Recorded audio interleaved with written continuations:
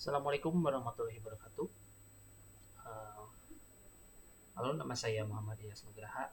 Saya adalah mahasiswa UT Prodi Sistem Informasi dengan NIM 0534707716. Di sini saya akan mengerjakan tugas kedua dari eh, analisis dan visualisasi data.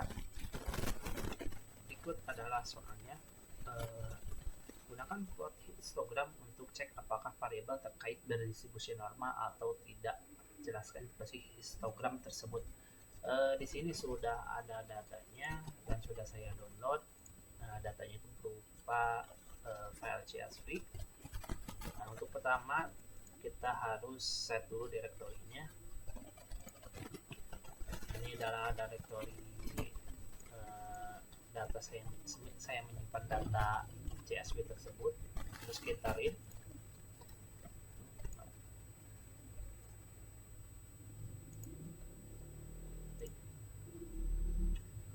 Ini adalah datanya. Terus tadi pertanyaan adalah gunakan plot histogram untuk cek apakah variabel terikat berdistribusi norma atau tidak. Untuk kodenya adalah seperti ini. Ini adalah datanya. Sebentar.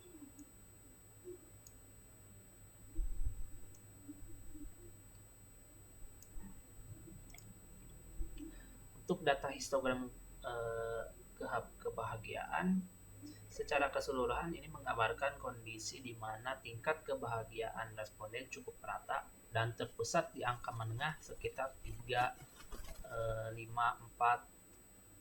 Tidak ada kesenjangan yang ekstrim dan kondisi psikologis responden dalam populasi ini cenderung stabil di angka rata-rata. Baik, selanjutnya kita ke soal nomor 2. Gunakan scatter plot untuk cek apakah variabel terikat dan bebas memiliki hubungan linear. Interpretasikan hasil grafik tersebut. Baik.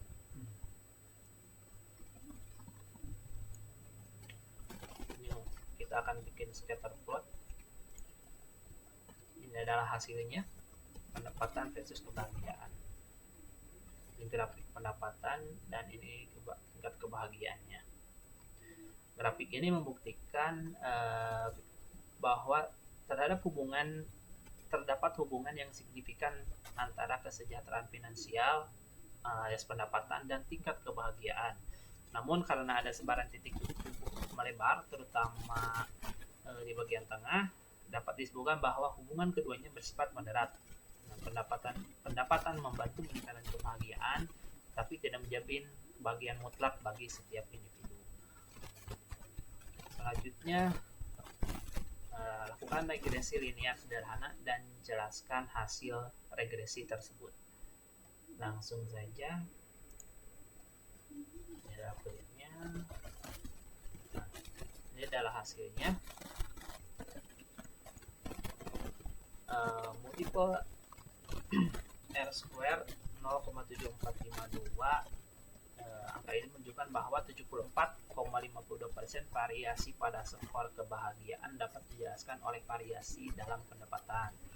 Sisanya itu sekitar 25,48% itu dipengaruhi oleh faktor-faktor lain di luar pendapatan yang tidak dimasukkan dalam model ini. Terus untuk versi 2 standar error 0,724 ini menunjukkan rata-rata selisih antara nilai kebahagiaan yang diprediksi oleh model dengan nilai sebenarnya. Semakin kecil nilainya, semakin baik akurasi prediksi model tersebut. Secara keseluruhan, model regresi ini sangat valid dan kuat. Pendapatan terbukti menjadi prediktor yang signifikan untuk meningkatkan tingkat kebahagiaan karena nilai R kuadratnya cukup tinggi. Selanjutnya, pertanyaan D. Gunakan perintah plot untuk cek hemodastisitas.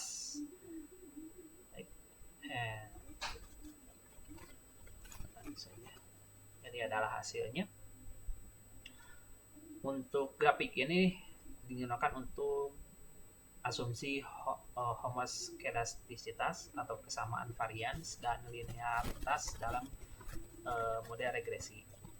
Pola persebaran atau yang disebut homoskedastisitas, ini titik-titik residu tersebar acak di sekitar garis horizontal merah.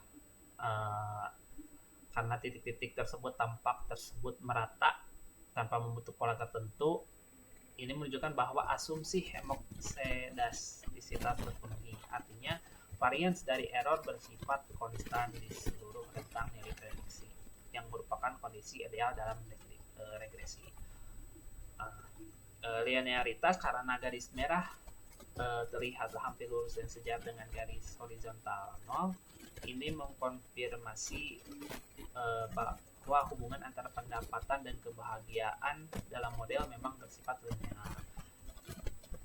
Nah, terdapat beberapa titik yang memiliki nilai residu yang sedikit lebih tinggi dari yang lain, seperti titik nomor 460, 247, terus 87. Titik-titik ini adalah titik data dengan selisih terbesar antara nilai aktual dan nilai prediksi model.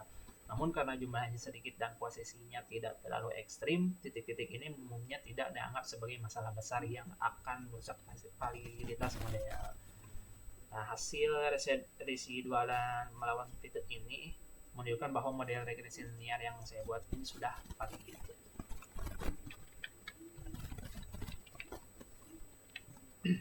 Selanjutnya, pertanyaan terakhir, visualisasikan hasil regresi menggunakan grafik dengan langkah-langkah berikut. 1. Plot data point pada grafik. 2. Tambahkan garis regresi linear pada data yang sudah diplot. 3. Tambah persamaan untuk garis linear. 4. Beri judul label yang sesuai untuk sumbu X dan Y. Baik, langsung saja kita visualisasikan. Ini ada hasilnya regresi linear pendapatan terhadap kebahagiaan.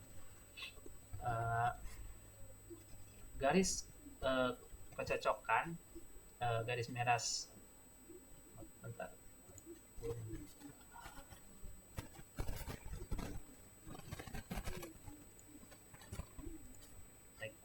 Sudah, maaf. Ini adalah hasilnya. Garis base fit line-nya itu garis ini, garis merah yang ini menunjukkan garis tren yang tadi sedemikian rupa untuk meminimalkan jarak antara garis tersebut dengan seluruh titik data yang ada. Ini mempresentasikan estimasi rata-rata hubungan antara pendapatan dan kebahagiaan. Nah, persamaan matematis pada pojok kiri atas yang ini yaitu variabel yang diprediksi bisa disebut juga ini kebahagiaan, skor kebahagiaan yang 0,21 itu titik potong intercept, yaitu nilai kebahagiaan saat pendapatan mendekati 0. Untuk 0,7124x koefisien kebandingan atau disebut slope, nilai ini menunjukkan seberapa besar kenaikan kebahagiaan untuk setiap kenaikan pendapatan. Visualisasi hubungan garis yang menanjak dari kiri ke bawah ke atas ini secara visual mengkonfirmasi adanya hubungan positif yang kuat, meskipun titik-titik data dalam warna abu-abu ini tersebar di sekitar garis, mereka cenderung mengikuti arah garis tersebut, yang menunjukkan bahwa model ini mampu menangkap tren utama dari data ini dengan baik. Nah, grafik ini menunjukkan bahwa model regresi ini adalah penyederhanaan yang efektif dari data kompleks. Meskipun tidak semua orang berada di tepat di garis merah, garis tersebut memberikan gambaran umum yang akurat mengenai pola peningkatan kebahagiaan seiring dengan meningkatnya pendapatan. Sekian tugas dari saya, penjelasan dan pengerjaannya. Kurang lebihnya mohon maaf. Wabillahi taufiq wal hidayah. Wassalamualaikum warahmatullahi wabarakatuh.